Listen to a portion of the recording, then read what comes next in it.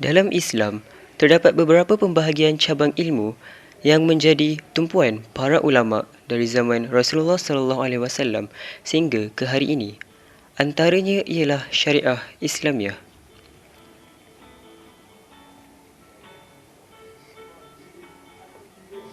Syariah Islamiah ini bolehlah didefinisikan dari segi bahasa oleh para ulama sebagai undang-undang Islam yang begitu penting pada zaman permulaan Islam. Ilmu syariah ini juga dapat dibahagikan kepada beberapa bahagian. Antaranya ialah ilmu yang sering kali dikaji dan masih lagi dibincangkan oleh para ulama seluruh dunia, iaitu usul fiqh. Usul fiqh ini pula ialah ilmu tentang cara-cara mengistinbat hukum. Secara keseluruhannya terdapat 5 cara mengistinbat hukum.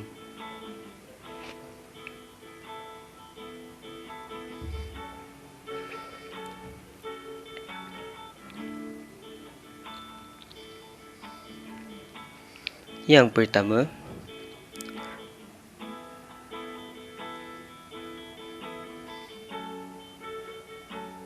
dalil-dalil syarak.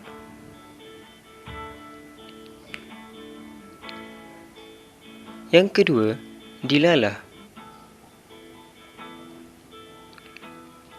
Seterusnya, ta'arij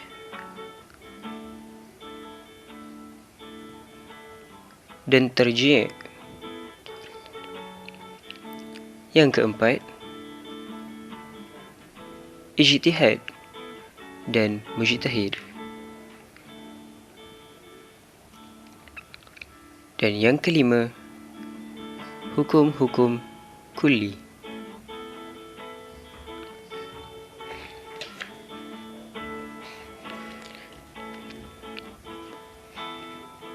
Setiap perbuatan dalam Islam pasti ada hukumnya di sisi syarak. Hukum-hukum ini bolehlah dikatakan sebagai hukum-hukum syarak.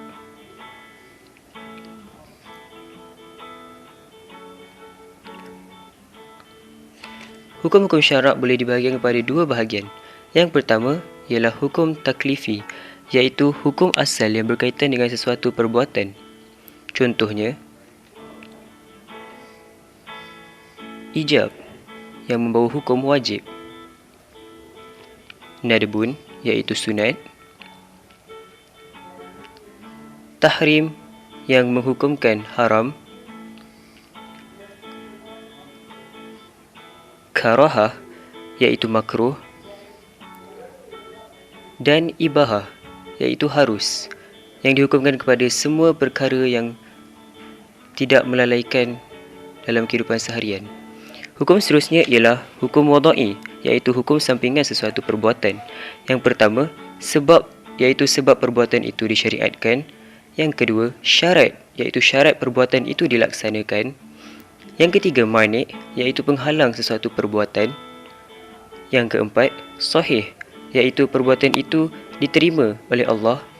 Dan yang kelima, batal, iaitu perbuatan itu tidak diterima oleh Allah.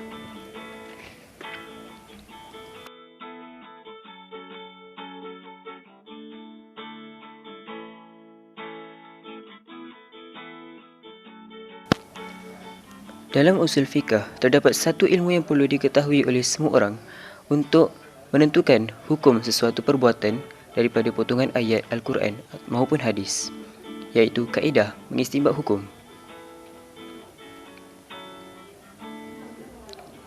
Di sini diberikan contoh sepotong ayat mengenai hukum berkorban. Fasalli li rabbika wanhar, yang bermaksud tunaikanlah solat kerana Tuhanmu dan berkorbanlah kerananya. Perkataan wanhar iaitu lafaz yang membawa hukum korban. Perkara yang perlu dilihat ialah fi'il perkataan wanhar, iaitu fi'il amar. Seterusnya, perlu juga dilihat hukum setelah melihat fi'ilnya. Fi'il amar, iaitu wanhar, membawa perintah wajib ataupun ijab. Dan kesimpulan yang dapat dilakukan daripada perkataan itu ialah Allah telah memerintahkan semua umat Islam agar wajib berkorban kerananya.